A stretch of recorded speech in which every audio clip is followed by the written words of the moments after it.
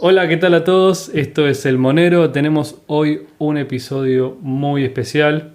El hoy para nosotros no va a ser el hoy para ustedes, lo escuchan cuando quieren, pero estamos con gente de Locha Mesh. Acá estoy Andrés, es mi nombre. Roten por acá otra vez. Y tenemos a Randy y a Stephanie de Locha Mesh. A Randy y Stephanie, Si se hola. quieren intro. ¿Cómo están? Sí, sí. ¿Qué tal? Gracias por invitarnos. Excelente. Ya se han dado cuenta cuál es Stephanie y cuál es Randy. ¿Quieren contar algo de ustedes? ¿De dónde son?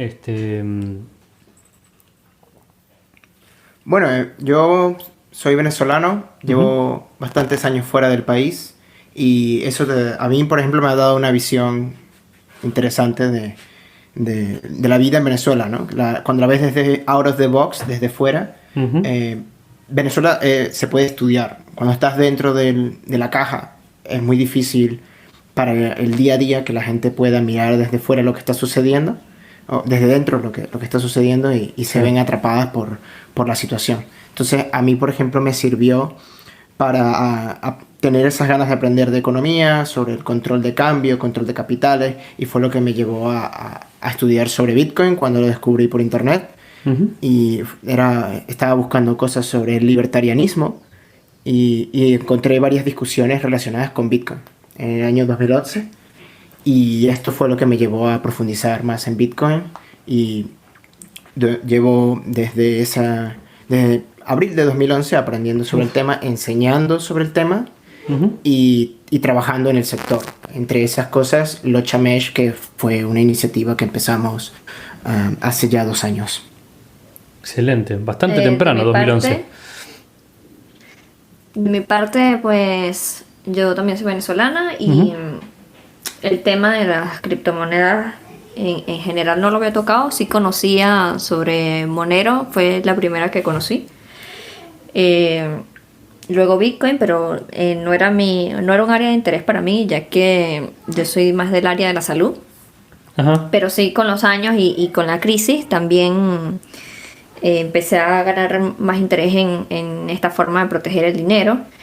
Y estuve en una oportunidad a punto de tener una granja propia, una granja de minería, Ajá. pero por consejo de familia, pues me aparté. Ok. Estás abriendo muchas puertas. ¿Cuál fue el consejo de familia? Pues el consejo de familia era que en ese momento, eso fue cerca de Dios, o durante 2017, Ujú. estaban arrestando muchos mineros. Y había gente que, o sea, que si sabían o si sospechaban que había Sí. mineros, te podían denunciar. Y entonces no había un círculo en el que tú pudieras confiar. O sea, tus vecinos te reportaban también. Claro, claro. Sí, me acuerdo de eso. O sea, todavía estabas en Venezuela en el 2017. Sí, exacto. Yo estaba en Venezuela en 2017. Y no era recomendable que me tuvieran presa. No, diría que no. Bueno, suena como un consejo lógico para darte, sí. Yo recuerdo haber leído sobre el tema de esto de las denuncias, como de que había una especie de paranoia, porque al ser como ilegal, digamos, ¿no? Entre comillas, claro, no podías confiar en nadie y incluso en ese momento, yo sé que digamos, la electricidad es como hiper barata allá, pero ¿cómo hacía la gente que regularmente minaba para esconder el consumo, digamos, ¿no? Porque... Claro, la electricidad en Venezuela es hiper barata, pero también es hiper inestable, ¿no? Ah, Entonces los mineros son los que tienen que funcionar las 24 horas del día y con tantos cortes de luz o fallos, a veces no son cortes de horas, sino que simplemente hay lo que se conocen allí como bajones de luz y ujú, hace que las cosas se apaguen o se vayan a su estado de stand-by para protegerse, ¿no? ujú. En caso de que la electricidad vuelva y pueda dañar el equipo. Entonces, este tipo de cortes y situaciones en la electricidad en Venezuela llevó a los mineros a hacer profundizar mucho en el tema de gestión de la electricidad de las instalaciones. Entonces, los mineros también aprendieron a que al ser un servicio subsidiado por el gobierno suele estar muy controlado, ¿no? Entonces cuando tú consumes de más, pues Claro. envían a gente a investigar por qué hay ese consumo. Entonces los mineros aprendieron, aparte de que son muy manitas en Venezuela y hacen muchas cosas, pues distribuían la carga eléctrica entre sus vecinos, entre varias casas. Entonces Claro. en la misma factura no aparecían todas las cargas. Bueno, Ponías o declarabas y aires acondicionados que eso consumían es- igual. eso Interesante, es sí. los que reciben una factura, porque en realidad muchos mineros en Venezuela lo que pasa es que los tienen en barrios. Y las zonas o sea, lo que nosotros llamamos barrios, que son zonas muy pobres, donde la casa promedio son 4 bloques y un techo. Claro. Entonces, allí tienen sus equipos de minería y sucede que en Venezuela desde hace muchísimo tiempo estas zonas no tienen contadores eléctricos y ellos siempre gozan del beneficio de la electricidad, pues. Entonces, pero por ejemplo, yo vivía cerca de un barrio, no te estoy diciendo una zona alta, simplemente una urbanización que estaba cercada Sí. y nosotros no teníamos electricidad. Pero el barrio que estaba al lado, justo al lado de nosotros, siempre tenía electricidad. Ellos nunca le han cortado los servicios. Claro, los que roban electricidad Entonces, siempre tienen electricidad. Exactamente. Cuando hubo regulación Sí, sí, hace tiempito. Porque las Este instalaciones es de ellos están mucho mejor hechas. Claro. Y claro, sí, sí, sí. Es el emprendedorismo privado, digamos, que decís. Sí, de hecho hubo años de minería en Venezuela de los que se habló que las granjas de minados estaban dentro de los barrios peligrosos de Venezuela, Claro. porque nadie iba a entrar a Nadie minar. iba a entrar ahí. Ni siquiera la policía, ¿no? Entonces era el sitio perfecto para esconderlos y también es el sitio perfecto para protegerlos, ¿no? Porque Claro. siempre está la idea de nadie va a entrar a mirar, entonces es mucho más seguro tenerlo y normalmente no, mientras no se enterara nadie de que has hecho ese tipo de instalaciones allí, no suele haber problema. Pero varios casos de minería no tan organizada, por ejemplo en Bitcoin Talk hubo una venta de miles de dispositivos que ya no eran rentables en Europa y fueron vendidos a un venezolano. Y esos mismos dispositivos luego fueron decomisados por agentes del Estado en Venezuela y se podía ver que eran los mismos porque la cantidad de miles de dispositivos que declaró las fuerzas del Estado como decomisada eran casualmente las mismas que se vendían por Bitcoin Talk. O sea que esa persona lamentablemente no... Supongo que se confió. Estaban todas dentro de una misma nave industrial, estaban todas conectadas a un mismo punto de luz, entonces... Llegaron a conectarlas, digamos, no es que las agarraron de entrada al país. No, estuvieron minando durante bastante Mira. tiempo, supongo, pero supongo que la inversión inicial no la habrán podido amortizar para el tiempo que se la habrán quitado, porque eran mucho. O sea, en Bitcoin Talk todavía está el post de venta y... Sí, aparte era me de decís miles. de unos fabricadores. Miles, sí, bueno, no me recuerdo si eran rondando los 3.000 o los 30.000 dispositivos de minería de ASIC. Pero Sí, eso nada. fue uno de La los casos cantidad muy... de plata que es eso, sí. Sí, claro, el vendedor lo fabricaban ellos mismos, entonces tenían muchísimos, ¿no? Qué loco eso. Viste como rápidamente se transforma en el podcast latinoamericano de cómo buscarle la vuelta a la situación. Sí, y ahora mismo ha habido estas noticias nuevas de que el gobierno de Venezuela ha emitido en Gaceta Oficial que ya es, Sí. y estoy haciendo así entre comillas, Sí, ¿no? sí, sí, comillas aéreas. Legal. Acá aclaramos un montón cuando usamos comillas aéreas todo el tiempo, sí. Exactamente, Sí. sí. Se habla se ha legalizado la minería cuando lleva ya 3 Sí. o 4 años regulada por el gobierno a través de la superintendencia. Entre las regulaciones que hay, por ejemplo, tienen unos impuestos de importación, tienen unos permisos, tienes que declarar cuántos mineros tienes, cuál es el hashing power que tú tienes, cuáles monedas estás minando, y ahora lo han perfeccionado, el Estado ha dado el paso de perfeccionar su control sobre las personas que están minando, y una de las cosas que van a hacer ya no solo es controlar cuánto minas, cuántos hashes, cuántos dispositivos tienes, sino que además tienes que minar obligatoriamente en la pool que ellos van a montar. Por tanto, ellos van a controlar el flujo de ingresos generados por esos mineros dentro de Venezuela para luego hacer un reparto previo robo de lo que ellos consideren como necesario Acá usamos mantener el chiringuito. Acá usamos el término solidarización. Claro. Previo solidarizar el reparto del exacto, del previo reward, sí. Repartirse entre ellos el reward, y luego le entregarán a cada minero que se haya registrado dentro de la superintendencia lo que ellos vean. Ay, Dios. Suficiente, ¿no? Y entonces aquí viene la idea de Locha Mesh. De hace 2 años nació en una situación también del caso venezolano, porque Venezuela es la tormenta perfecta y hay de todo lo que quieras pensar que puede pasar mal está sucediendo. Entonces es como si tuvieras que testearlo en un environment, en un espacio real hostil, qué mejor sitio que Venezuela, ¿no? Entonces en Venezuela lo que sucedió hace 2 años fue unos cortes de luz a nivel nacional que terribles. Duraron días, semanas. Mm. Incluso en el país entero, no solo en una ciudad, que fue al principio de julio de 2018, sino que sucedió en todo el país durante varios meses.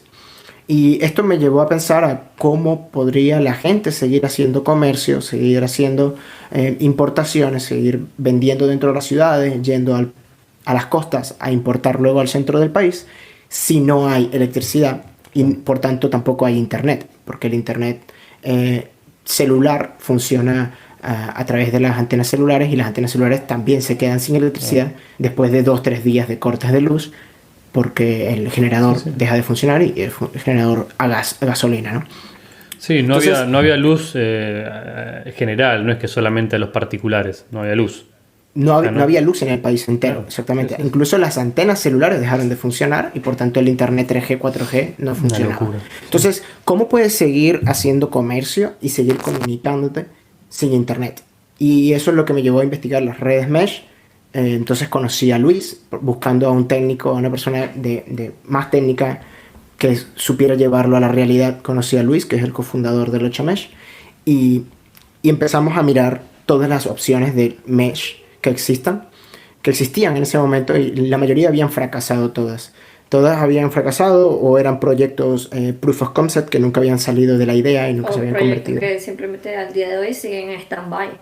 Sí, proyectos que suelen gastarse mucho dinero en mucho research, en muchas cosas, pero muy poco se convierte en algo físico, real, que se esté usando en el mundo, y mucho menos en un sitio como Venezuela, con todas las dificultades que ello tiene, ¿no? Entonces, nuestra idea fue crear un dispositivo lo suficientemente portable, que consuma la menor energía posible, que pudiera funcionar durante días con una carga tipo un power bank que puede durarte un par de días.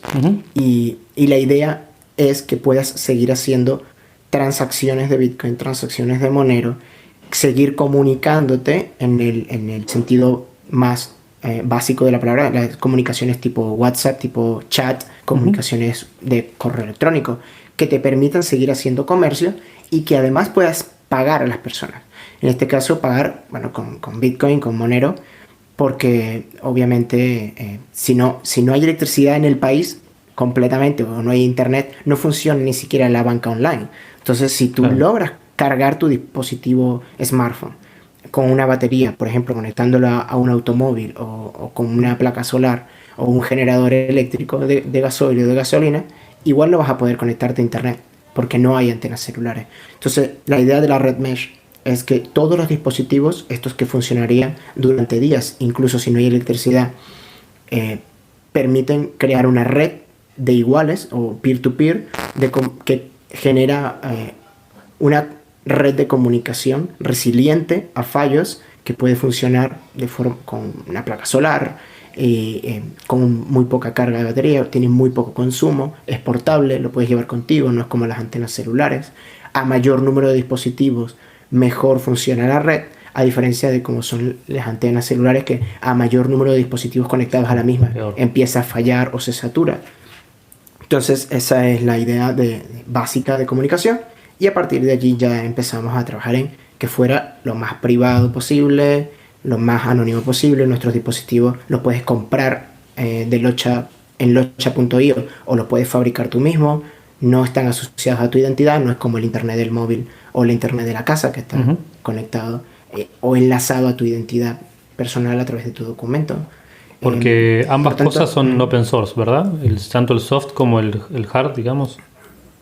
Tanto el software como el hardware son open source, y por eso vas a poder fabricar el tuyo propio en casa, comprando piezas que ya hay disponibles por internet, o incluso usando los diseños de la board que nosotros vamos a hacer, vamos a poner disponibles a la gente para que quienes sepan hacer boards los fabriquen ellos mismos. Y esto es muy importante en la red mesh, sobre todo por el que sea descentralizado y peer-to-peer sin servidores, por otra situación que se está dando, ¿no? Que es este de controlarle a los mineros que minan, dónde minan, a qué están conectados, cuánto, a través de una pool. Los mineros ya no van a poder hacer siquiera uso de su hashing power de forma libre en los países como Venezuela y Rusia. Irán y todos estos países que están tomando esa hostilidad hacia las criptomonedas y hacia los usuarios, pues van a poder seguir minando, comunicándose y haciendo transacciones tanto de Bitcoin como Monero, como de cualquier otra criptomoneda que quiera hacer correr sus nodos con un dispositivo de Locha Mesh. Van a poder seguir minando, esta vez de forma libre y privada, porque las conexiones van a ser peer-to-peer. La transmisión de los datos, de los samples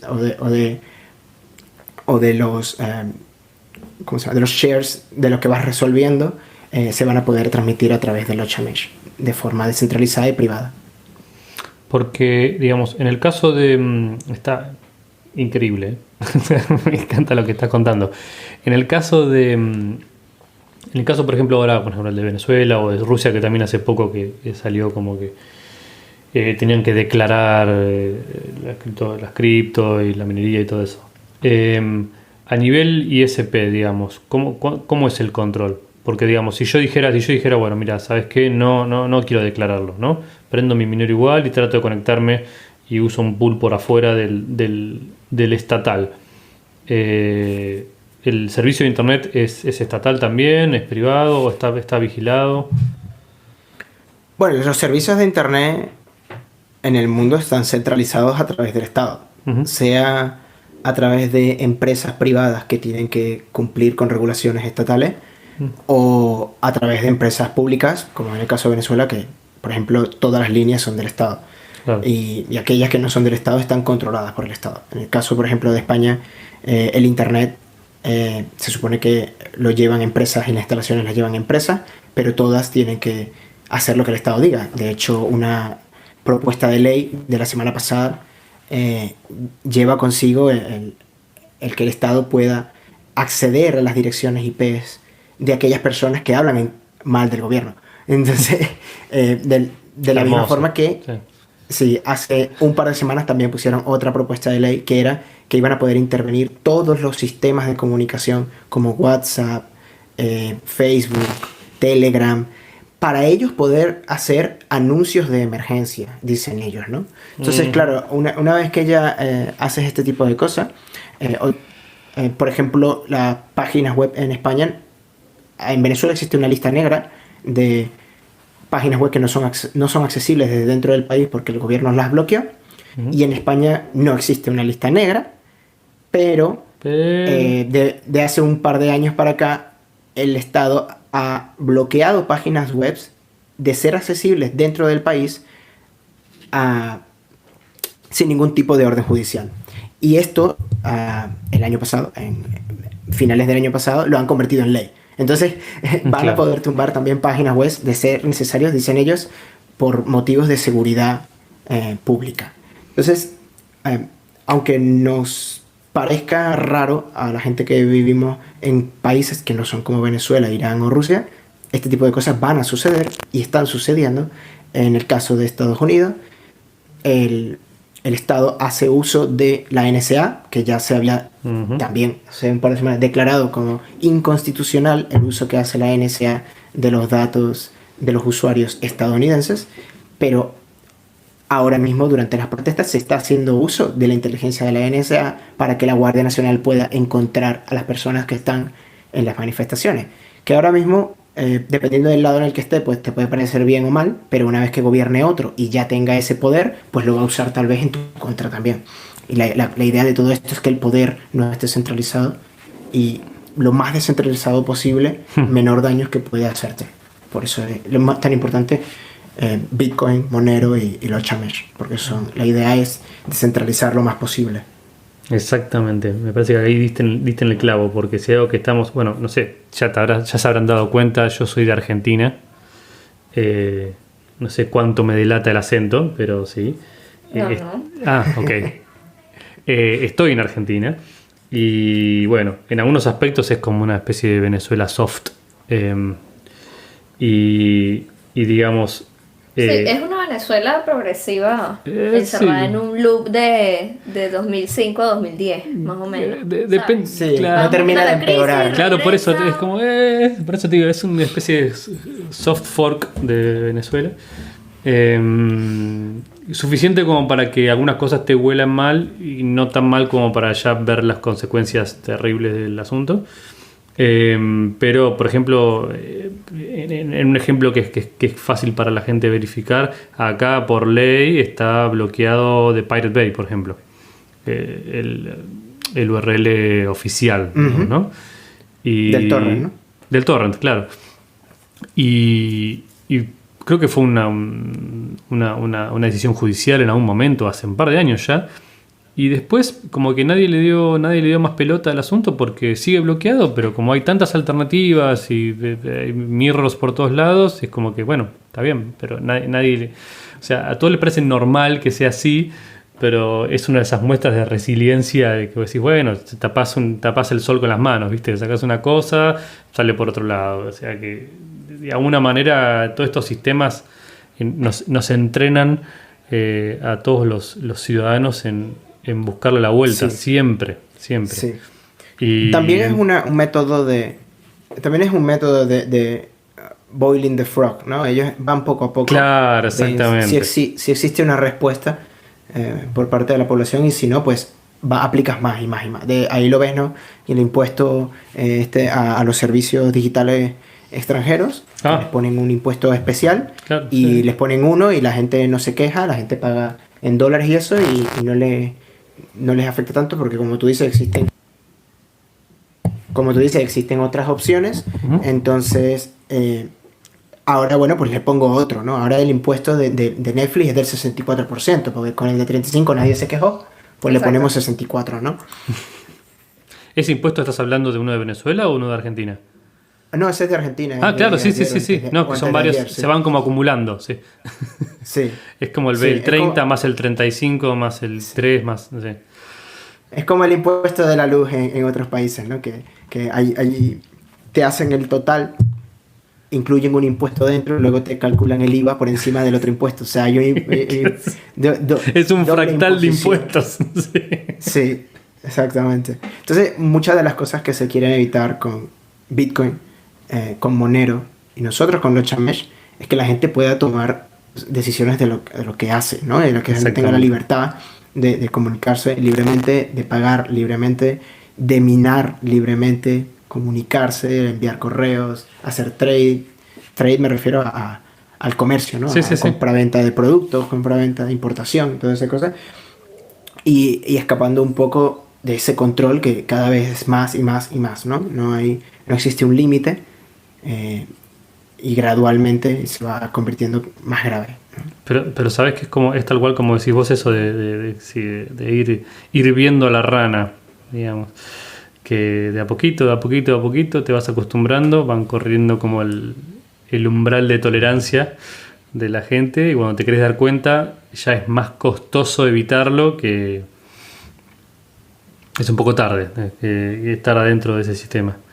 Y como bien decís vos también, me parece que lo importante es seguir trabajando en estas alternativas estas herramientas que justamente que dan alternativas a la gente, que descentralizan, porque bueno, acá pasa mucho, acá en Argentina pasa mucho de que depende quién mande, te gusta una cosa o te gusta la otra, pero al final todos hacen las cosas mal y van quedando las leyes y van quedando los impuestos y van quedando las restricciones de un gobierno al otro y está bien, hoy es a favor, mañana es en contra y el problema es que cada vez la gente está peor. Así que alternativas que faciliten la libertad de las personas en preservar en preservar lo que tienen, en generar en generar riqueza, en comerciar, lo que sea, me parece que es la forma de avanzar. Y comunicación, ¿no? Como lo que bien dijiste del Ocha, que también sirve para eso. O sea que lo del Ocha es una idea que te surgió hace 2 años, me dijiste, cuando fueron todos estos los cortes de luz. Sí, el proyecto nace de esa situación, ¿no? Que se da, aunque el caso venezolano ya lo llevaba intentando solucionar con Bitcoin, ¿no? De hace tiempo y bueno, con la economía austríaca liberal, clásica años antes, ¿no? Aprendiendo sobre ese tema me dedicaba a la educación. Pero sobre todo la idea de la descentralización y la privacidad es lo que me llevó a eso, sobre todo también la descentralización en la forma en la que se financian los proyectos, ¿no? Porque ahora mismo cualquier cosa que quieras hacer tienes que dirigirte a una institución, te financia con un grant o te diriges a un inversor, entonces te financia. No existe una forma descentralizada de financiarte. Claro. Nosotros hemos puesto a prueba otras cosas en Locha Mesh por la dificultad de conseguir fondos que, por ejemplo, son bastante interesantes. Sí, empezamos con un tweet, ¿no? Buscar descentralizar las formas de financiarnos ha sido un verdadero reto en Locha, ya que no queremos que exista un single point of failure en lo que es el desarrollo del proyecto, ya que tenemos ya que 2 años intentando llevar a cabo esto y ha sido totalmente cuesta arriba, ¿verdad? Recibes financiación, lo invertimos todo en el desarrollo, luego hay momentos en que, tú sabes, estamos en partes bajas y recibimos un poco más de financiación. El CCS llegó a salvarnos la vida, pero luego también llegó el coronavirus y nos la arruinó. Entonces, es un año muy particular, es un año muy particular. Sí. Tenía ciertos planes, pero coronavirus, sí. Sí, pero si logramos echar a nosotros para adelante este proyecto con el apoyo que nos ha dado la gente, empezamos con un tweet, la gente nos donó, de eso hace 2 años ya, más de 2 años ya. Sí. Y luego pues fuimos a algunos inversores, sobre todo all guards de Bitcoin, gente que cree de verdad en la tecnología y en la necesidad de una forma no solo de usar dinero descentralizado, o sea, de que exista un dinero descentralizado, sino que puedas usarlo. Claro. Porque esa es la cosa, Bitcoin existe, Monero existe, pero si no tienes internet o una forma privada de usarla, al final no lo vas a poder usar. Porque la gente habla de, obviamente, Monero es la moneda por excelencia de la privacidad y bastante también de la descentralización, porque si los ponemos en una especie de escala, Bitcoin es bastante descentralizado, Monero le sigue, pero luego tenemos otras que se van centralizando cada vez más, ¿no? Entre esas cosas, en la financiación nosotros, por ejemplo, pues fuimos a inversores y como nos fuimos con la idea de que éramos una organización sin ánimo de lucro, auspiciada y promovida por bitcoinvenezuela.com, que es una fundación también sin ánimo de lucro dedicada a la educación, ayuda humanitaria y tecnología basada en Bitcoin y otras herramientas para la libertad. Claro, cuando nosotros nos llegamos así a unos inversores, nos ven raro, porque ellos no quieren. O sea, definitivamente no. Ellos dicen. ¿Qué tengo yo bueno, a cambio? ¿no? O sea, está muy buena tu idea, pero sí, no. Muy Porque divertida tu idea de la descentralización total. Exactamente. ¿Cuál es su modelo de ganancias? Sí. Exacto. Entonces hemos ido iterando ideas, entre ellas la idea del turpial, el dispositivo que estamos diseñando. Pero, a ver, disculpame, pero viejo, o sea, vos querés todo. O sea, si te pones del lado, del lado capitalista, te van a pedir. Claro, sí. Pero venimos del proyecto de Bitcoin donde no hizo falta una financiación capitalista, sino la misma comunidad. Lo que pasa es que, claro, nosotros no tenemos ese trayecto todavía. Y por eso digo que si este año lo conseguimos hacer... Pues, la tracción, eso que dicen todos los inversores. ¿Cuál es tu tracción? ¿Cuál es traction? ¿Cuál es la tracción? Muéstrame el traction. ¿Cuántos usuarios tienes? La comunidad también nos pide la tracción. ¿Cuál es su tracción? ¿Cuántos usuarios tienes? ¿No? O sea, el caso está en que los old guards de Bitcoin sí creyeron en que esto era necesario y que nosotros éramos competentes y que éramos el equipo que podíamos llevarlo a cabo, y hasta ahora lo hemos llevado a plenitud, a cumplir aquellos objetivos que nos hemos propuesto. Y bueno, antes del final de año esperamos poder sacar incluso el turpial, a la venta. En este caso sería en principio un dev kit, un kit de desarrollo, y cuando se vaya testeando y iterando sobre el mismo, daremos a finales de el Q1 del primer trimestre de 2021, pues ya tendremos un dispositivo consumer ready para el usuario común, que sea plug and play y todas esas cosas. Pero la idea es que antes de final de año podamos sacar al menos los kits de desarrollo, que básicamente es un turpial, pero que no viene con carcasa. Porque el equipo... Es un turpial sin pluma. Es un turpial sin pluma. Entonces el dispositivo va a estar en su board, va a aparecer como una Raspberry Pi, o sea que quienes se dediquen al hardware o sean geeks o makers van a entender que es lo que básicamente lo hicimos para el desarrollador, pero la idea es que nos ayuden a testearlo y a probarlo para poder hacer un producto de consumidor final. Y la forma en la que nos hemos estado financiando es, aparte de esas inversiones que hemos recibido de los Bitcoin All Guards que confiaron en nosotros, es a través de las ventas. Trabajo de Luis en la noche. No, de eso no se puede hablar. Pero bueno.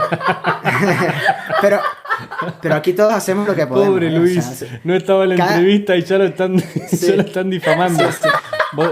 ¿Vos decís que tuvo que vender su cuerpo para financiar No, yo no he dicho eso. Pero aquí todos estamos haciendo lo que podemos, o sea que algunos tenemos que entregar la vida por el proyecto, ¿no? Y eso en eso estamos claros. Nosotros estamos como la gente de Bitcoin. Pero tratemos de que no, porque Stephanie ya se salvó de la cárcel por poco. Sí. Cierto, sí. Que no lleguemos a dar la vida, sí. Aquí pronto también, si no tenemos Locha Mesh, terminaremos en la cárcel, ¿no? Porque fíjate que ya están persiguiendo a gente antes del COVID, como cuando empezó, ya estaban diciendo públicamente en la televisión las fuerzas del Estado que aquellas personas que están hablando en contra de el mensaje que quiere transmitir el Estado, se les va a investigar y se les va a perseguir. Así mismo lo dijo. y bueno, nosotros tomamos la decisión de, bueno, no se habla más del COVID por internet. Hasta que no tengamos los Chamesh, hasta que no tengamos los Chamesh, no puedes opinar libremente. O sea, que los Chamesh no es solo porque queremos pagar con Bitcoin sin que el Estado se entere para que no nos cobre el impuesto. Esto es tema de libertad, ¿no? O sea, que no puedes ni siquiera opinar libremente. Si no puedes opinar libremente, pues ya no te queda nada, ¿no? Que la libertad de expresión era lo poco que nos quedaba. Sobre todo en algunos países todavía nos quedaba, ¿no? La libertad de expresión.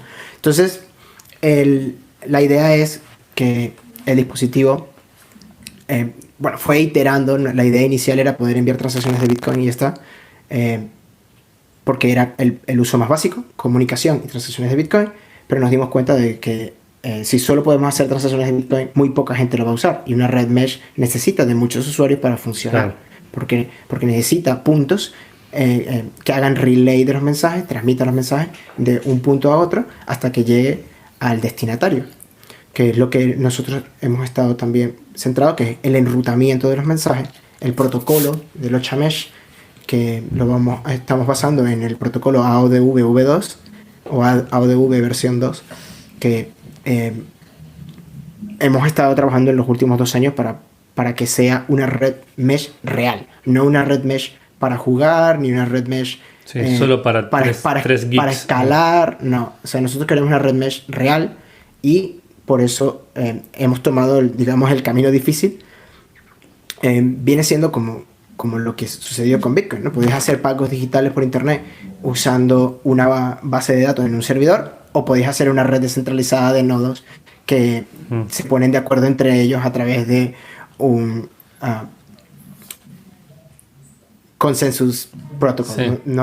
Un protocolo de consenso. De consenso, ¿no? Sí. Ellos tomaron el camino difícil. Acá nos pasa todo el tiempo, no te preocupes. Tratar de traducirla. Exacto. Entonces, hemos tomado el camino difícil, nos lo hemos planteado de esta forma, y la forma, como decía, de financiación también es descentralizada. Está sobre todo dirigida a un proyecto sin ánimo de lucro, pero igual tenemos que vender dispositivos para poder ser sostenibles. Y esta es una de las formas en las que nos está ayudando mucho también la comunidad, porque están haciendo pre-orders de los dispositivos en forma de donación, están pagando más, digamos, por esos dispositivos en esos pre-orders, porque ellos están ayudándonos a seguir el trabajo y el desarrollo.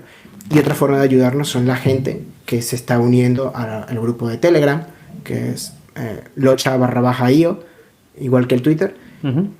Y están comprando los equipos que se llaman Launchpads de desarrollo, que son los que se pueden comprar por internet ahora mismo, que son unas tarjetas para desarrollar. Son muy grandes, son casi del tamaño de un smartphone cada tarjeta de desarrollo. Llevan muchos cables y eso, pero nos están ayudando algunas personas. Es la versión cyberpunk, digamos. Sí. Es la versión más raw, ¿no? Más cruda, claro, para las personas que se dedican sobre todo a algo geek, y las personas los están comprando y están ayudándonos y están flasheándolo, probando el paso a paso que usamos nosotros. Y esa es, entre eso, la pre-order, las donaciones y algunos inversores que confían mucho en nosotros, es que hemos logrado llegar hasta donde estamos, y esperamos poder entregar un dispositivo funcional a final de este año. Okay. Corríjame si me equivoco, pero hay dos dispositivos diferentes, ¿verdad? El Turpial y el Aux, ¿verdad? ¿O no? Bueno, es la Arpia, es el segundo dispositivo. La idea es el dispositivo más portable posible, que es el Turpial, que lo vas a llevar encima, igual que llevas un power bank, siempre con tu móvil, por ejemplo, para poder conectarte allí a donde vayas. Y ¿Qué tamaño tiene, para que la gente se haga una idea? O sea... El dispositivo tiene el tamaño de la mitad de un smartphone, así. Okay. O sea, igual de largo que un smartphone, pero la mitad de ancho. Como si fuese un iPhone, ¿no? Un iPhone partido a la mitad, ¿ok? Sobre todo porque la idea es que lleve una batería, pero en principio los dev kit o los kits de desarrollo no van a llevar batería, porque para poder vender dispositivos con batería tienes que pasar a través de varias regulaciones, y por eso es que los Raspberry Pi y los Arduinos y esos no se venden con batería, tienes que comprarlas aparte, ¿no? Entonces, nosotros vamos a hacer lo mismo, una tarjeta de desarrollo, y la vamos a vender en principio para desarrolladores, ¿no? ¿El Turpial sí va a venir con batería? O va chupando energía del teléfono. La idea es que el Turpial sea resiliente, o sea, va a tener su propia batería, pero en caso de quedarse sin batería podrías conectarlo fácilmente a un teléfono por el puerto USB-C. Excelente.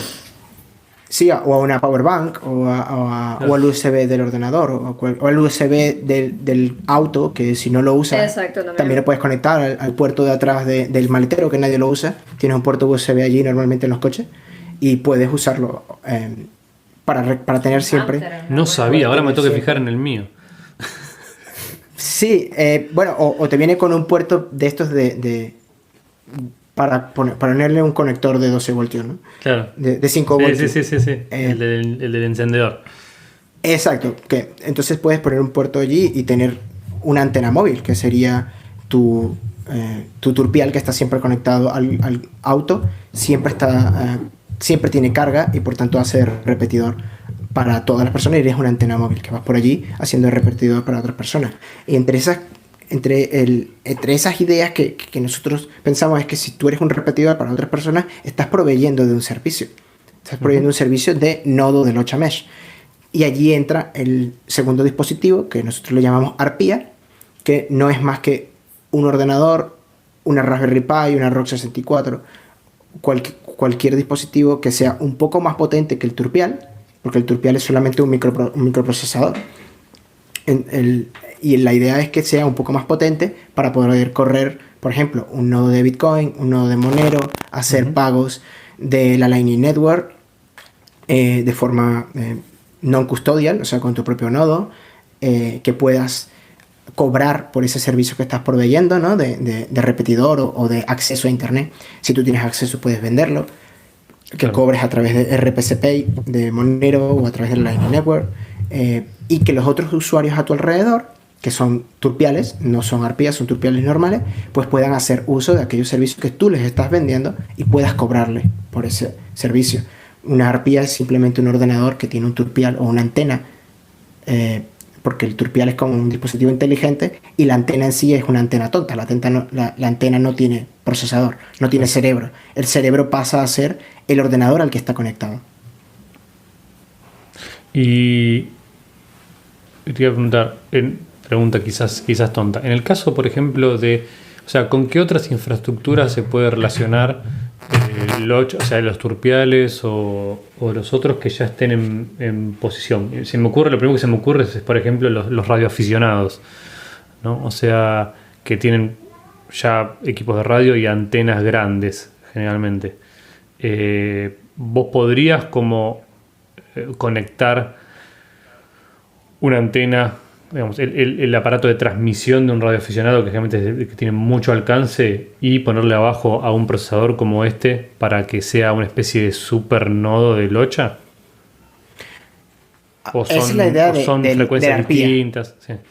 Esa, la idea de la arpía, el medio por el que te comunicas, en este caso, por ejemplo, los dispositivos turpiales se comunican por radio de larga distancia a 915 MHz y en Europa a 868 MHz, ¿vale?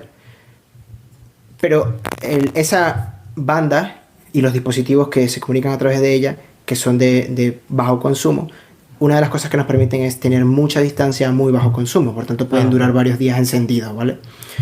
Pero si tú agarras la parte inteligente, que es el software que estamos creando, y en lugar de instalarlo en el turpial, lo instalas en el ordenador, ese ordenador, por ejemplo, sí está conectado siempre a la electricidad porque lo tienes en casa, ese PC lo tienes siempre en casa, entonces puedes llevar una antena más grande, un amplificador, que esa antena habla por otra banda de radio distinta. Sí, entonces es como cuando tienes internet a través de 3G y luego tienes internet a través de fibra, porque la fibra tiene más ancho de banda, ¿no? Entonces aquí va a suceder lo mismo. Vas a usar para largas distancias el turpial para poder comunicarte con gente a mucha mayor distancia, pero si necesitas un ancho de banda más grande, pues el dispositivo va a tener conectado ambas antenas, tanto la de mayor potencia en una banda distinta, como puede ser una Ubiquiti que vaya a 2,4 GHz y solo tenga una distancia de 600 metros, por ejemplo, pero transmite a 1 GB por segundo. Luego el cerebro, que es en este caso el computador, va a correr el protocolo de Locha Mesh.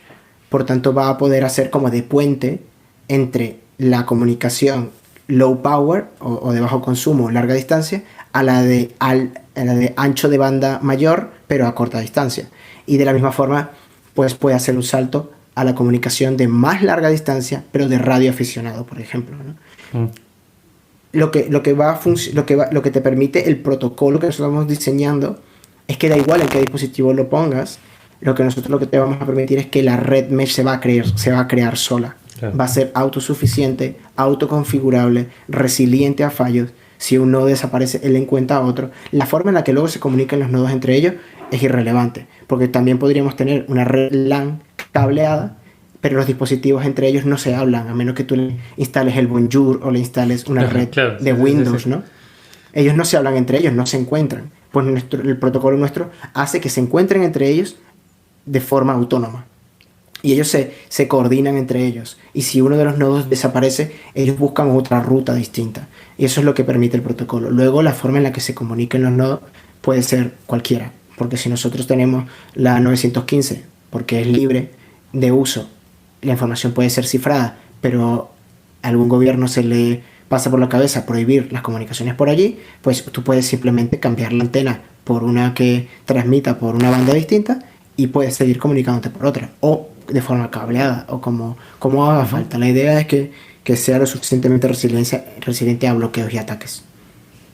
Excelente. Yo estaba por preguntarte, aparte de eso, bueno, con respecto al hard, si por ejemplo el aparatito en sí, el turpial se puede, o sea, el aparato viene con la antena integrada o vos podrías cambiarle la antena y la batería por separado. Digo, estoy pensando como a nivel también por costos, ¿no? O sea, ¿cómo está pensado eso para bajar el costo del mantenimiento de los equipos justamente en países o en lugares donde quizás el acceso a hardware es muy caro? Nosotros vamos a incluir una antena, la que nosotros sabemos que funciona bien, para la banda que nosotros habremos hecho el dispositivo, en este caso para Europa 868 o 915, dependiendo de las regulaciones, y en el caso de Estados Unidos pues llevará una antena de 915. Hasta el máximo de dBs que nos permiten y el tamaño que nos permitan y la potencia regulada que nos permita. Pero luego tú puedes hacer con él lo que quieras. Tú puedes cambiarla, si usas el puerto SMA enroscable, tú le quitas esa antena, le pones otra, esa otra antena puede ser del tamaño que tú quieras, puede llevar un amplificador, tú cumples las regulaciones de tu país si quieres o no. En algunos países pues o en caso de emergencia no hay regulación que valga, tú simplemente quieres comunicar a otros la situación. En este caso, por ejemplo, en Puerto Rico, Haití, todos estos países que están muy golpeados por huracanes, en el caso de Chile, los terremotos o tsunamis, las redes de comunicación colapsan o se ven afectadas por este tipo de desastres naturales. Uh-huh. Y entonces, pues en ese momento tú vas a transmitir a la potencia que quieras. Si tienes el dispositivo turpial portátil, pues podrás transmitir a cualquier persona que esté dentro de un rango de hasta 2 kilómetros de distancia. Si tienes una antena conectada a una arpía, vas a poder hacer otras cosas, como por ejemplo proveerles a las personas de un puente o gateway a internet, para que la gente pueda conectarse a internet, por ejemplo, para chequear su WhatsApp, para poder chequear su correo electrónico, y porque tú, por ejemplo, puedas tener acceso y ellos no, o contactar con las autoridades si necesitas, por ejemplo, un bombero, o en casos de tragedias y esas cosas. Uh-huh. Todo eso es lo que nosotros estamos pensando que al final Lochamesh va a ser usado. Y no solo para pagos. ¿Cómo funcionaría eso del internet? Supongamos que yo tengo el turpial funcionando. ¿Cómo me conecto yo al internet que el turpial me está proveyendo? Con una dirección IP que meto en el dispositivo del que me quiero conectar. ¿Cómo funciona eso? Bueno, el dispositivo turpial en sí no tiene internet. Él tiene una antena de radio. Pero si tú tienes internet, tú puedes conectar el dispositivo también a internet. Y entonces, en este caso, funcionaría como un puente. Quienes se conecten a tu turpial pueden hacer llamadas a internet, y tú que sí tienes internet, pues les vas a dar acceso a esas llamadas. Por ejemplo, tú puedes simplemente tener un navegador en tu teléfono, ¿verdad? Y cuando tú te conectas a internet, lo que hace el navegador es hacer una conexión a través de 3G y consultar esa página web. Pues en este caso lo que va a hacer es hacer una conexión a través de Lochamesh por radio a otro dispositivo turpial igual o arpía, y te va a devolver los paquetes de la página web que tú has consultado. Y vas a poder navegar como si estuvieras conectado a internet igual, de la misma forma, pero en este caso lo estás haciendo a través de Lochamesh, y los otros nodos pues puede que te cobren por ese servicio de proveerte de esos datos de internet. Entiendo. Yo te quería hacer una pregunta con respecto a lo que... Porque al principio empezamos como explorando mucho los casos de uso que tenían que ver con la resistencia a la censura y con regímenes más o menos opresores, pero esto que me estabas contando de las situaciones de emergencias, ¿no? De catástrofes y naturales o situaciones en las cuales de golpe se rompen todas las comunicaciones. ¿Recibieron ya o están en contacto con alguna organización grande, ya sea supranacional, no digo las Naciones Unidas, pero digamos, o la Cruz Roja o alguna de cualquiera de esas organizaciones que actúan en caso de desastres como para poder armar una red que se deploye, que se pueda desplegar, viste que nos pasa siempre lo mismo, que se pueda desplegar rápidamente? Pues estuvimos en conversaciones con el gobierno de Chile para implementarlo justamente en esa región, ya que hay zonas que, por ejemplo, están muy lejos de tierra firme y siempre necesitan atención de urgencia al hospital más cerca, que sería con la ciudad de Puerto Montt. Pero por mal tiempo o fallos en la comunicación que tienen, no pueden enviar avionetas. Exacto, no salen las avionetas a tiempo. Pero se quedaron solamente en conversaciones. Igual conversamos con un grupo de una sociedad civil en México para asistirlos a crear una red de comunicación más eficiente, porque ellos tienen un banco de alimentos y se comunican con pueblos que están muy lejanos, que ni siquiera tienen conexión de telefonía normal. Y la idea era que nosotros le hiciéramos un proyecto y se lo presentásemos tanto a la sociedad civil como al gobierno de México, a ver si ellos daban los fondos para establecer esa comunicación, pero seguimos solo en pláticas y en propuestas. Esas soluciones hoy en día, digamos, ¿con qué se suelen emplear? ¿Con simplemente, no sé, radio de onda corta? O sea, ¿qué es lo que están usando ahora en esos casos? Pues no tienen nada, porque precisamente por eso estaban mirando lo nuestro. Por ejemplo, el banco de alimentos es una persona que va en auto hasta esos pueblos a ver si necesitan comida antes de que la comida se venza, y al ser de un banco de alimentos pues está muy pronta a vencerse. Y en el caso de Chile, estas pequeñas islas del sur, cuya ciudad más grande cercana es la de Puerto Montt, que es la que tiene un hospital para poder atenderles. Ellos sí tienen radio de onda corta, con el que se pueden comunicar a tierra firme, pero si el clima lo permite. Sí, cuando hay mal tiempo no tienen telefonía, ni tienen walkie-talkies, ni tienen nada, ¿no? Entonces, la comunicación, ¿sabes?, de un médico tiene que ser un poco más, aunque sea un chat, ¿no? Algo con lo que puedan mantener la comunicación. Pero si tú estás con un walkie-talkie y el walkie-talkie se corta cada 2x3, la otra persona no sabe si tiene que enviarte la avioneta o no, ¿me entiendes? Sí. Y eso tiene un coste. Entonces ellos estaban buscando una forma de crear un sistema de comunicación un poco más resiliente a ese tipo de fallos, y nosotros le estuvimos presentándole el proyecto nuestro. Claro que cuando eso no habíamos avanzado suficiente en el hardware como para hacerles una demostración, y ahora que lo tenemos, pues nos dirigiremos otra vez a ellos a hacerles una propuesta. Excelente. Sí, porque se me ocurre que empezamos hablando muy como en contra de los gobiernos en general, pero digo, digamos, a cualquier gobierno que se precie un poco le vendría bien tener un banco de turpiales, por lo menos, guardados en una caja, para que en el caso de que haya una emergencia en algún lado, poder desparramarlos rápido, digamos, ¿no?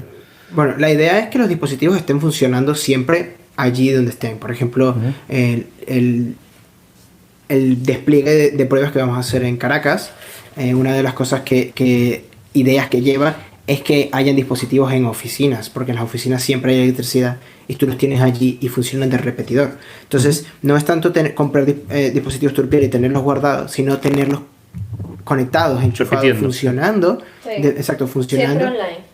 Siempre online, por eso es que nuestros dispositivos son de bajo consumo, porque si hay un tiempo en el que no hay electricidad, pues no importa, él sigue funcionando durante unos días, que puede alimentarse por una placa solar pequeña también. Entonces, la idea es que estén funcionando siempre, porque a mayor número de dispositivos hay mayor número de rutas por la que puedes entregar el mensaje y por la que puedes conectarte. Entonces, nuestra idea es que hayan muchos dispositivos, por eso también tomamos el camino difícil de hacerlo lo más asequible posible, porque la idea es que hayan bastantes, y eso es un coste añadido, porque cuando tú quieres hacer un dispositivo lo más asequible posible, entonces tienes que buscar aquel componente que hace exactamente lo que tú quieres, pero al menor coste posible. Claro. Y entonces es el que al final te complica muchas cosas, ¿no?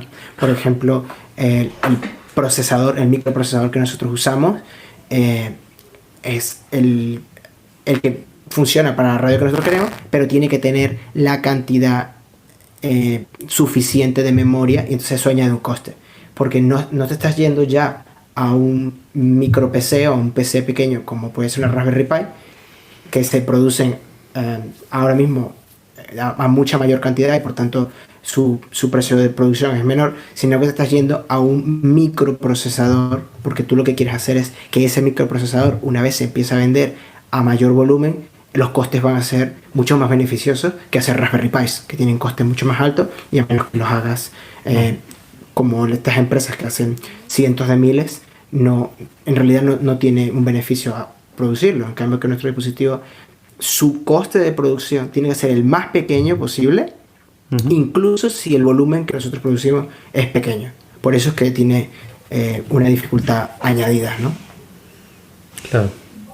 Y yo tengo una pregunta para Stephanie que me quedó acá anotado. Dijiste que habías encontrado Monero antes que Bitcoin.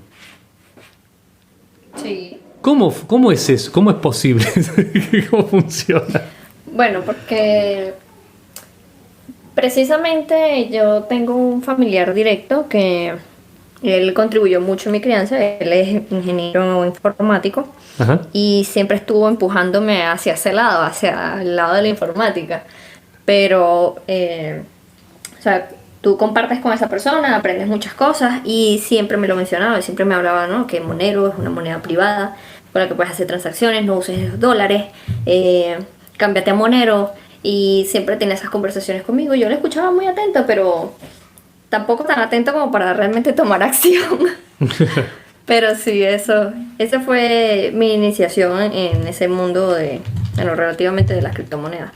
Claro, es que en Venezuela, cuando los ASICs son los que mandan, hasta que la gente no tuvo dinero para empezar a importarlos y la gente de dinero empezó a importarlos, la única forma en la que tú de verdad podías empezar a usar las criptomonedas o minando era usando el ordenador de casa. Claro. Cuando buscas eso en internet te aparece Monero, porque claro, Monero es lo único que te permite minar con la CPU. Sí, sí. Y luego la gente, pues, si tenías alguna gráfica o podías importar alguna gráfica o algo así, al final solo era una, pero CPU sí tienes más. Entonces cuando tú buscas ¿cómo puedo minar sin un ASIC? Lo primero que te va a salir es Monero. Entonces, en Venezuela se empezó a dar esa investigación de la gente entre esas dos cosas. Ether para minar, Ether y Zcash para minar con gráficas, pero luego Monero para minar con todo lo demás. De hecho, hay gente que mina con sus smartphones y su navegador, y Monero te permite eso, ¿no? No es tan beneficioso, pero si es lo único que tiene, algo es algo, ¿no? Claro, hay gente que de verdad... Y cuando estás sacando la electricidad de la ecuación también. Exactamente, sí, no pagas nada de electricidad, exactamente. Ciertamente también todo lo que es la cultura informática en Venezuela es todo relacionado con open source, así que más para Monero. Claro. Sí, tiene una comunidad mucho más activa en el open source y el hecho de serse, en todo el intento de que sea de CPU, es obviamente un valor añadido. Y luego ya, bueno, se empiezan a escuchar ya las cosas esas en Venezuela, que aquellos que se dedican, aquellos officials, ¿cómo voy a decir?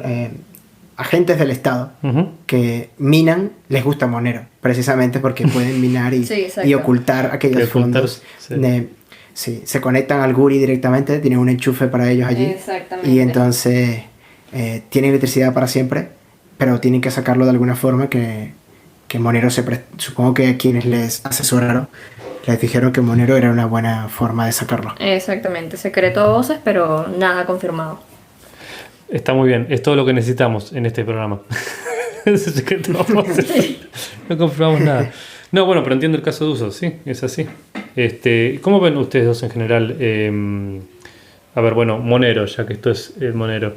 ¿Qué cosas son las que más les gustan? ¿Qué cosas no les gustan tanto de Monero? O por lo menos en su implementación actual. ¿O les parecería que tiene que trabajar más? A mí me gustó mucho la comunidad de Monero. A mí, yo empecé con Bitcoin. El segundo al que le metí mano fue a Litecoin, pero porque yo hice el IPI de precios, la primera que hubo de Litecoin para Venezuela. Y el paso siguiente fue Monero. Por temas de privacidad, tenía como que una atracción directa hacia Monero. A mí, Spani me pareció una persona muy sincera, cosa que no se veía en este mundo de las criptomonedas. Es una persona muy sincera que te decía cosas como, bueno, pues puede estar roto, ¿no? O no pongas todo tu dinero aquí porque... bueno, me gustaba más la frase que decía, no compres Monero, ¿no? Decía claro, sí. No compres Monero, decía él, ¿no? Sí, cierto, sí. Y luego vi una charla de él en una de las empresas en las que yo trabajé. Él fue a dar una charla muy técnica, explicó muchísimas cosas y aprendí muchísimo allí. Y entonces a mí me atrajo bastante. Eso fue en 2013 y 2014. En 2014 fue y entonces me pareció un perfect match, ¿no? Monero quiere privacidad y yo soy pro privacidad, pro libertad. Tiene una comunidad muy activa. Yo no fui muy activo en Monero. No tengo Moneros. Hubo una vez que fui a un barco y Sí, te iba a decir, no pasa nada, acá nadie tiene Moneros. Sí. O sea, la verdad es que fue la primera y única vez que me he montado en un catamarán. Nunca me había montado en un Vos también te iba a preguntar, catamarán, ¿vos también fue un accidente de bote? Sí. Sí, era un catamarán precisamente, sí. En México. En México, tal cual. La primera vez que fui a México, la primera vez que monté un catamarán y se me perdió. Sí, tenemos que dejar de llevar las claves a las embarcaciones, es lo que está pasando por todos lados. Sí. Hay que empezar a aprenderse las frases de memoria. De memoria, sí, tipo Jason Bourne. Claro. Exacto. Y bueno, obviamente cuando yo vi eso, pues me interesó muchísimo Monero. Era bastante complicado de usar, la verdad, era muy difícil. Yo me sincero, yo usé MyMonero, la página web. Herejía. Herejía, exacto. Eso no se debe hacer. No lo hagáis, no hagáis esas cosas. Está todo bien, se puede hacer. O sea, hay distintos niveles. Son todos grises. Sí, bueno. Yo te iba a pero decir luego hay que aprender. yo uso Monerusco y va a venir alguien a decir, no, tenés que usar solamente el CLI en una en Tails escondido dentro de una cueva. Pará, tampoco. Bueno, pero a mí no la veo como las otras. Para mí no me parecen, las demás me parecen shitcoin, pero a mí Monero me parece una forma interesante de ellos de ver. No es un fork de Bitcoin, usan un protocolo distinto, el de CryptoNote, cosa que también investigué en su momento y me pareció muy muy interesante. Qué triste que haya salido después, ¿no? Y no antes, pero bueno, gracias a que existe Bitcoin es que existe CryptoNote también. Tal cual. Entonces de hecho creo que si fuera sido al revés no existiría Bitcoin directamente porque sí, bueno, se llamaría Bitcoin. Claro, porque harías Bitcoin si ya se puede hacer Monero, digamos. Monero se llamaría Bitcoin. Pero claro, ahí surgiría una cosa interesante. Porque si llevara el protocolo CryptoNote, pero llevara la teoría económica monetaria de Bitcoin, me gustaría incluso más. Porque a mí una de las cosas que por las que no me parece una mala idea que la gente también use Monero, y no soy pro Bitcoin 100%, y cero de lo otro, es porque es una teoría monetaria distinta. Entonces Bitcoin tiene una inflación predecible, calculable al futuro, pensada que sea deflacionaria, y en el caso de Monero es una inflación que se adapta a las necesidades del uso de la red y que va a ser inflacionaria para siempre. Entonces digamos que me gustaría que tuviese la otra teoría también allí, pero como las dos son distintas, no puedes decir esta sí y esta no, porque en realidad quién sabe si de verdad va a hacer falta ese block reward para siempre, claro, que propone Monero, o quién sabe si va a ser al final si al final van a tener razón los austríacos y que la moneda deflacionaria es la respuesta, pues entonces ahí tienes las dos opciones, ¿no? ¿Recuerdas que de una vez tuvimos esta misma conversación mientras íbamos caminando? Pues esa parte también me gusta porque puede haber una relación simbiótica allí entre lo que es Bitcoin y Monero, ¿sabes? Una forma, puede ser algo positivo en el futuro para Bitcoin. El hecho de que Monero tenga esa, ¿cómo se dice? Diferenciación. Esa diferenciación y también esa particularidad. No es un bug, es una feature. Es una feature, ¿no? exactamente. Sí. Sobre todo, bueno, sí, pero... Sobre todo porque no está... Ahí te voy a sacar me voy a poner la remera de Monero.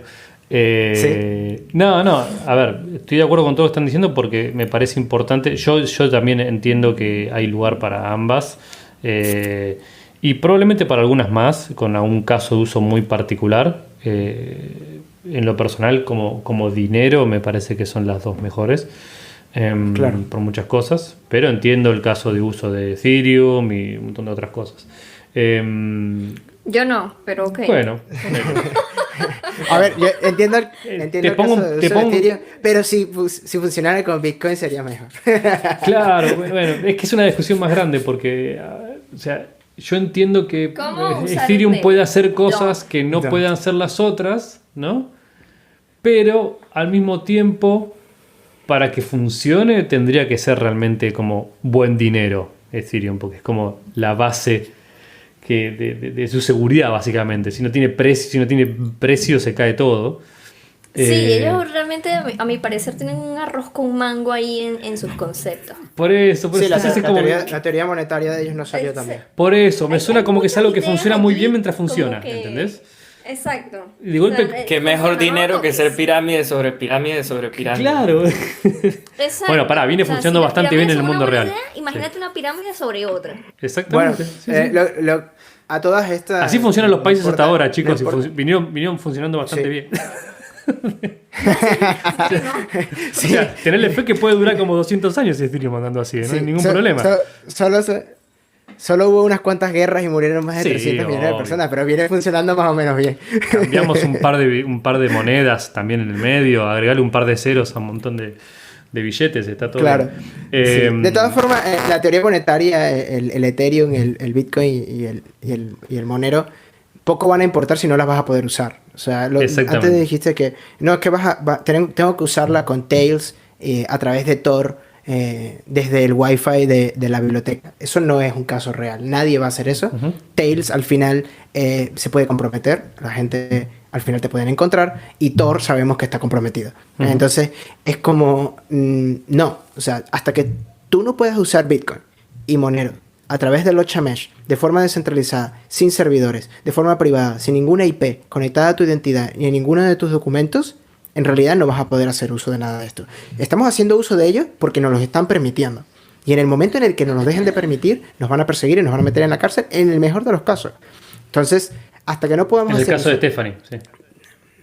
Sí, solo. Pero hasta que no podamos hacer uso de Bitcoin y de Monero realmente privado y anónimo, hasta ese momento, que a través del Locha Mesh lamentablemente no queda ninguna otra cosa, por eso nosotros estamos empeñados de que el Locha Mesh funcione, porque no hay ninguna otra opción ahora mismo en el mundo para poder hacer ese tipo de comunicaciones necesarias para minar bloques, transacciones, comunicación, mensajes y todo eso. Hasta que no podamos hacer eso, en realidad no estamos haciendo un uso libre de ello, porque si nosotros nos están permitiendo, porque nos están dando permiso, simplemente nos tienen que quitar el permiso y ya no podremos hacer uso, ni podremos ser libres. Y antes de que se nos olvide preguntar algo, para los que no son venezolanos, ¿qué significa Locha? ¿Y por qué lo escogieron para el nombre del proyecto? Bueno, Locha es una moneda del año 1800 en Venezuela que equivale a 1/8 de la moneda de plata española de esa época. Y el bolívar en ese momento, ¿no? Entonces... Era un real, ¿no? Era un real de plata, pero claro, en Venezuela no se le llama así, se le llama bolívar, creo. Bueno, el caso es que es la octava parte, y la octava se traduce el nombre se como la octava es la ochava, y al final se le decía la locha. Entonces, en Venezuela, exacto, la octava, la ochava, locha. Se contrajo la palabra y se inventó, y es la octava parte de una moneda de plata del año 1800. Entonces, se siguió acuñando y se sigue acuñando incluso hoy, pero sobre todo se convirtió en una frase, que en Venezuela se convirtió en una expresión de lucha. La gente dice, ¿cómo estás? Y la gente te dice, pues, en la lucha por la locha, es porque la gente está luchando siempre por sus ingresos, por su dinero, por el día a día, para poder proveer a su familia. Entonces, para nosotros se convirtió en la lucha por la locha libre, o sea, el dinero realmente libre, y por eso para nosotros es importante que se pueda hacer un uso libre de Bitcoin y Monero y se pueda pagar libremente. Qué lindo. Ay. Entonces, obviamente, si quieren unirse si se quieren unir a la lucha por la lucha libre, bienvenidos sean. Exacto. Y a la resistencia, bienvenidos sean. Y pues a nosotros nos convendría tenerles de nuestro lado, tanto en cualquier cosa que puedan hacer para apoyarnos, desarrollo, comunicación, diseño, difundir uso, la palabra, feedback. Excelente. O sea, ese iba a ser mi cierre. para... ¿Qué necesitan, digamos? ¿Cómo se puede ayudar al proyecto? Bueno, con lo que les hemos comunicado nosotros aquí, verán que va a haber una necesidad de hacer uso de esto. Si no la hay ya, porque por ejemplo vives en Venezuela y la necesitabas para ayer, ¿no? Pero en los otros países llegará un momento en el que te vas a dar cuenta que vas a necesitar esto. Ya sea para comunicar. En principio pueden hacer pre-orders, ¿sabes? Exactamente. Entonces, excelente. Cuando la gente se dé cuenta, pues no sabemos no siquiera si nosotros estaremos disponibles para vendértelo. Pues no sabemos si ya estaremos en la cárcel. Pero el caso está en que la idea continúe, porque es código open source, es hardware open source, y la idea es que la gente, mientras más personas aprendan y puedan aportar y se puedan informar y pregunten y se conviertan en uno de nosotros, es decir, en una persona ducha en este tema, que entienda, que sea capaz de compartirlo, llegue cada vez a más personas, y al igual que como sucedió con Bitcoin, se haga un efecto red mesh, y al final la idea continúe, incluso si nosotros no somos los que lo vamos a llevar adelante, pero se pueda en algún momento decir que estamos comunicándonos de forma privada, anónima, con nuestras personas queridas o con las personas que nosotros queremos comerciar de forma libre, con el dinero más duro jamás inventado, que es Bitcoin, y con el dinero más privado jamás inventado, que es Monero. Excelente. Y funcionó bastante bien para Bitcoin y está funcionando muy bien para Monero, así que esperemos que funcione también muy bien para Locha. Digo, el tema de que sea código abierto y básicamente esa información. Una vez que se abre la caja de Pandora, después nos supera. Va más allá de Randy o de Stephanie o de Andrés acá, o del amigo Roten. Así que, bueno, yo creo que estamos muy bien con la entrevista. Ya. Roten, ¿tenés alguna otra pregunta que quieras hacer? No, ya estamos listos. Vamos a cerrarla. Más de una hora. Así que yo les quiero agradecer muchísimo. ¿Ustedes tienen algo más que quieran contarnos? Ya están abiertas las preórdenes para el Dev Kit. Sí. Y en unos meses estarían para el dispositivo para consumidores finales, ¿no? Sí, ahora mismo puedes hacer un pre-order y por cada pre-order dependiendo de la cantidad de dispositivos de Turpial para consumidor final que hagas, pues te haremos llegar un dev kit para que vayas a empezar a probarlo y a cacharrear con ellos y nos ayudes a testearlo para que cuando la gente empiece a comprar el de consumidor final sea algo testeado en la vida real. Ah, excelente. O sea que ya puedes hacer pre-orders para los Turpiales también. Exactamente. Sí. Ah, buenísimo. Bueno, yo les quiero agradecer muchísimo por estar acá. Para estar acá virtualmente, ¿no? Digamos. Y los invito a que en el futuro tengamos una conversación de vez en cuando para que nos vayan contando de cómo va el proyecto, qué cosas nuevas lograron hacer, qué cosas están necesitando y vemos cómo va progresando esto. Claro que sí, si la invitación viene con un asado, mucho mejor. Viejo. Claro, y bueno, muchas gracias a la comunidad de Monero que nos ha apoyado. Nos costó muchísimo recibir esos fondos de la comunidad, pero al final se dieron muy cuenta. Muy obrigado. Se dieron cuenta de la necesidad y la importancia de lo que nosotros estamos haciendo, y el CSS nos ha ayudado a llegar hasta donde estamos ahora, y seguiremos gracias a ello. No se pueden quejar, creo que se completó en cuánto, en horas, ¿no? 4 horas, creo. 4 horas, sí, en horas. 4 horas. Sí, 4 horas, sí. Sí, y contaremos con ellos en un futuro, una vez que les hayamos demostrado que fuimos capaces y somos competentes de cumplir lo que nos habíamos propuesto. Excelente. Bueno, así Muchas que gracias, Andrés. gracias a ustedes. Muchas gracias. Gracias. Hasta luego.